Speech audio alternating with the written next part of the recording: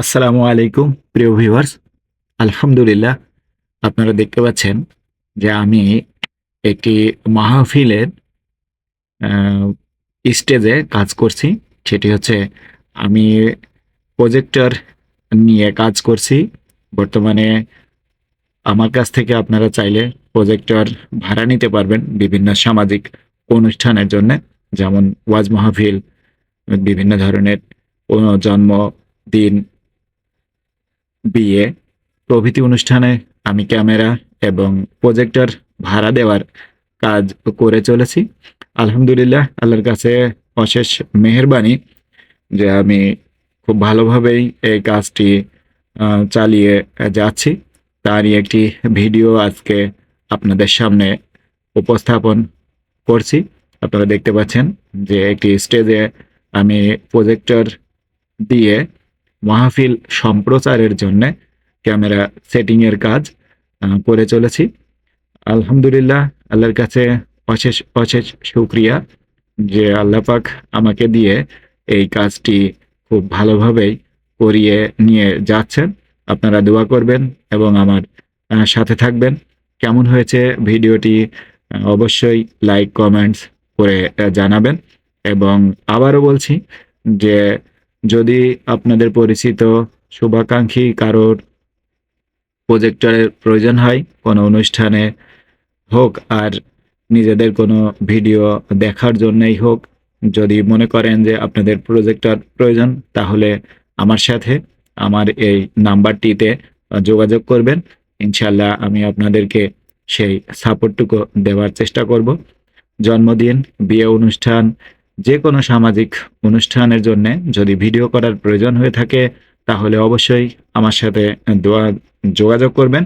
আমি আপনাদেরকে camera support দেওয়ার জন্য চেষ্টা করব এবং সুন্দরভাবে ভিডিও প্রদান করার জন্য চেষ্টা করব ইনশাআল্লাহ।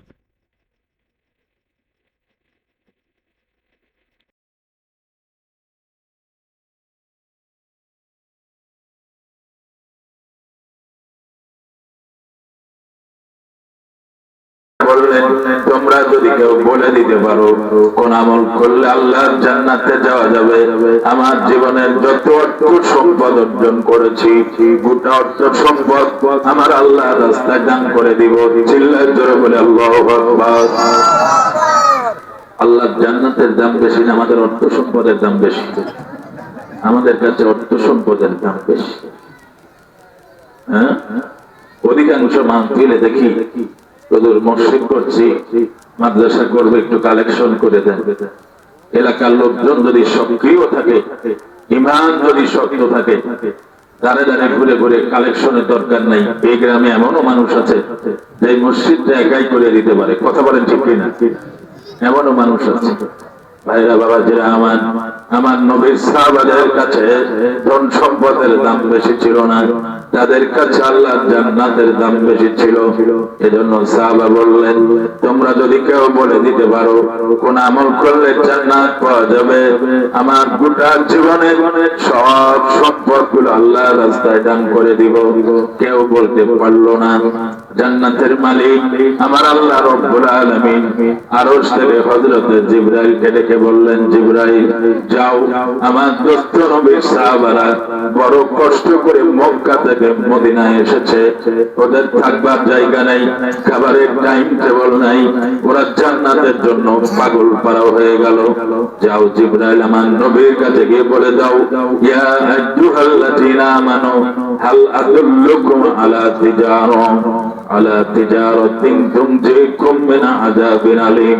হযরত জিবরাইল আসলেন, আমার নবীর কাছে বললেন, ইয়া রাসূলুল্লাহ, ইয়া হাবিবাল্লাহ, বুজুর্গ, আপনার সাহাবায়ে কেরামেরা জান্নাত যেতে চায়, জাহান্নামকে বড় ভয় পায়।